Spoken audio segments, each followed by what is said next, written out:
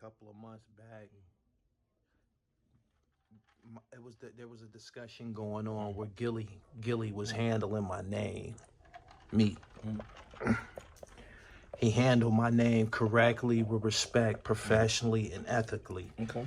And I will, I want to present this to be the same. I want to give him the same courtesy on my platform. But I seen a video that you put out, acrimoniously titled, I think Gillie can, maybe you invited him someplace or something like that. Where did all of this stem from? So for me, it's like this. When we do, what we do is there's friendship and then there's business.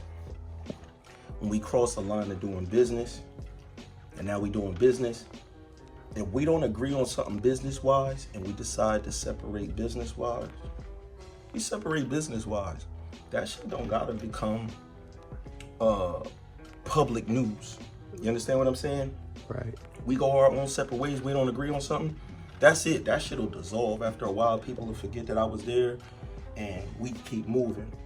It came from me being a person, like I said, I'm a normal guy. When I wake up in the morning and I'm getting messages, I'm getting tagged and shit, and I see my name mentioned, after a while you get to the point where you gotta tell your side of the story. You feel what I'm saying? So it got to the point where I was like, look, man, I'm gonna defend myself. You know what I'm saying? I'm gonna let you know, like, that's not what that was. Let's not jump the gun. Hold on. Yeah, Chronologically, you said your name was mentioned. Yeah. And what light was your main name mentioned? I mean, like I said, I'm not here to like rehash a whole bunch of shit because I'm in such a dope place. Right. You in my, so look, check this out.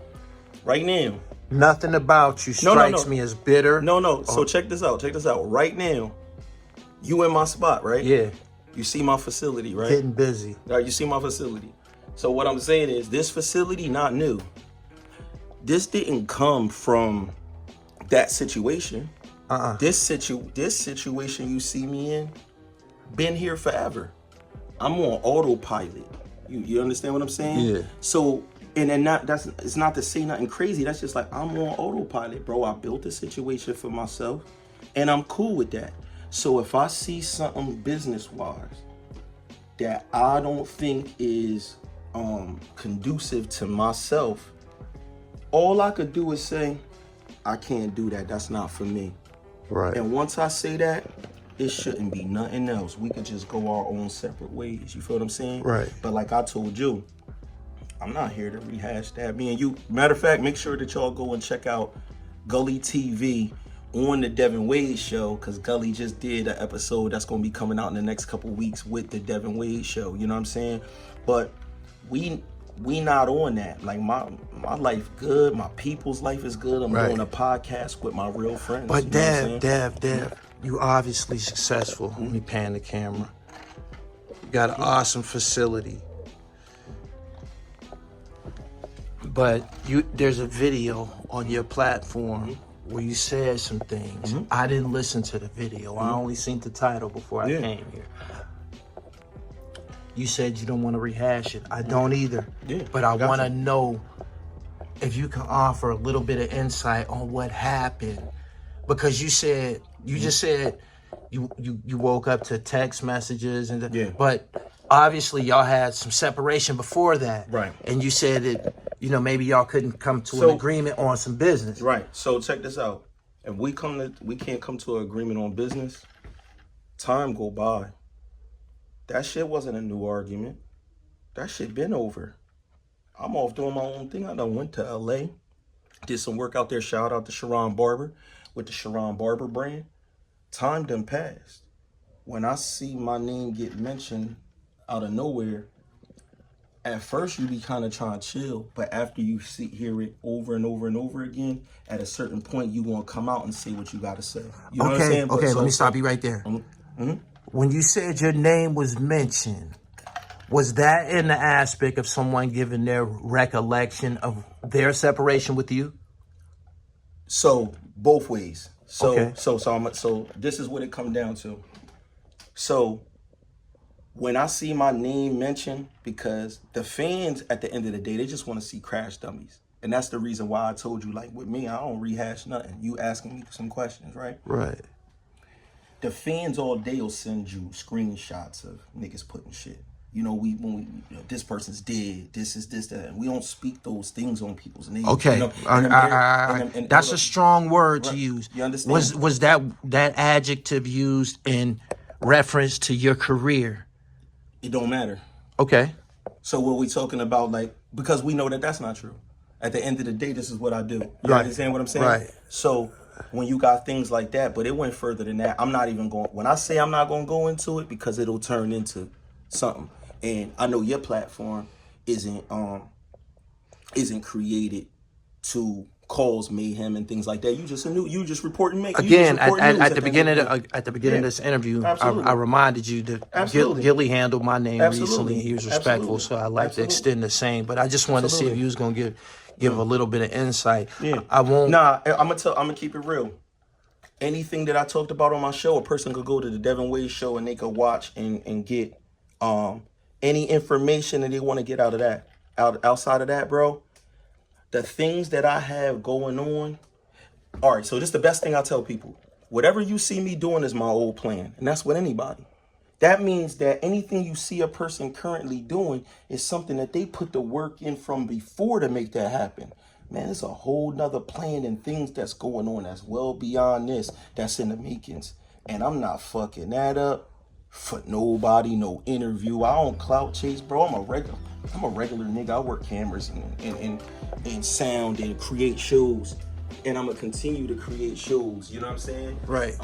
So you know that's where I'm at, man. You feel what I'm saying? Like all that other shit, bro. Honestly, I don't even care about that shit. You know what I mean? I said that on them shows, and them episodes is old.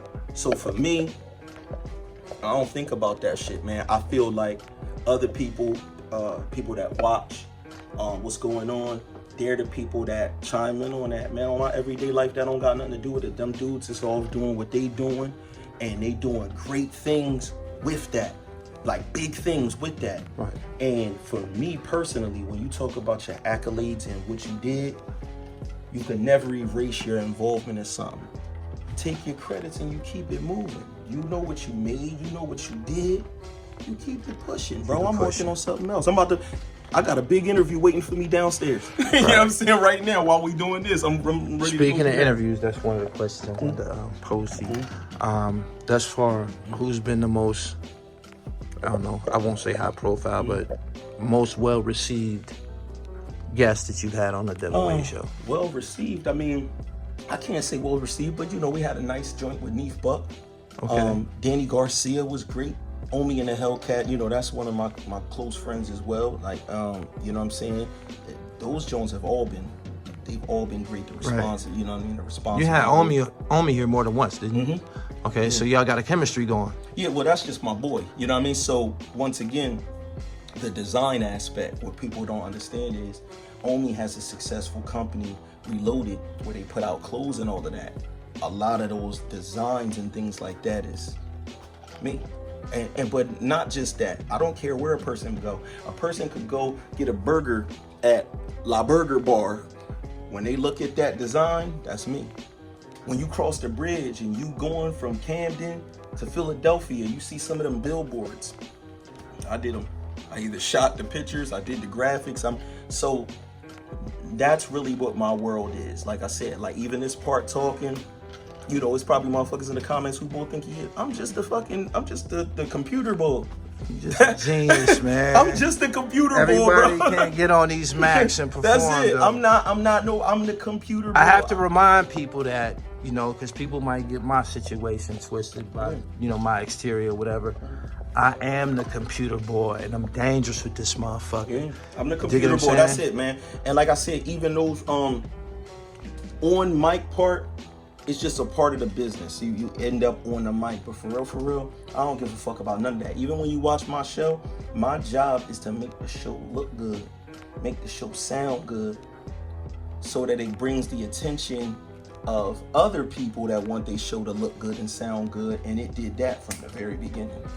And that's why, you know, that other stuff I don't be caring about, because the people that hit my phone, the people that reach out to me that somehow find my number crazily, God bless me, bro. You know what I'm saying, to be in them situations. So and I'm gonna just continue to I do want what you I to do. know that me and Porter Rich, we in the nerd shit too. Y'all ain't just gonna run off with that bag without us, man. You know what I'm saying? Tell him, Rich, man. Like, we with the nerd shit too. Look, we like video games. We like video game sneakers and toys and What shit niggas too. don't understand is there's a demographic for everything. I don't sell shit to the street because I'm not a street dude. You know what I'm saying? So it's kind of like one of them things, like if a person bring up like the street to me, I'll be like, you got to really, really understand that there's a large group of people that don't give a fuck about none of that.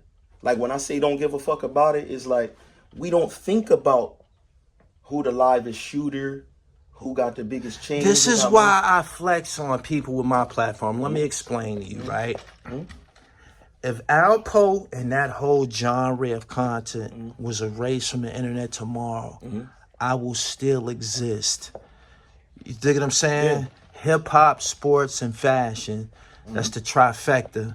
You know how much money these movies make, these billion-dollar Marvel movies and shit like that? There's people that want to listen to content that only have to do with what we was talking about earlier. Right. So there's money to be made for everybody, and there's different bags. You know what I'm saying? Like, you know, if this nigga get $1 million and I only get 6 figures, 6 figures to do this, I wake up in the morning, I do whatever I wanted to do since 2008. Right. You know what I'm saying? And that's all I could ask for in life. Anything else, man, is a bonus, bro. And a lot of this shit, like you said, we'll be doing this shit for free. We'll do, you know what I mean? I was already doing it. We just figured out now how to turn it into, okay, you know, Party Nerds got 150, 160,000, you know, followers that want to tune into that shit. So now we hosting these movie premieres and shit like that. When you see things coming out like Mortal Kombat and, you know, those different movies, they got us sitting down interviewing Dave Bautista and people like that. And for me, that's the bigger bag or goal that I was looking at. I never gave a fuck about the street part. Is so crazy to me that people is that infatuated with taking part in it. I never did. I'm sitting there looking out my window like we talked about Nas and things like that. You really encountered Batista in this business? Yeah. Is he a big motherfucker? Yeah, he's a big motherfucker. But and he also know how to fight in real life, Brazilian jiu-jitsu, things like that. The shit that we fuck with. You know what I'm saying? So he actually does that on top of the entertainment part.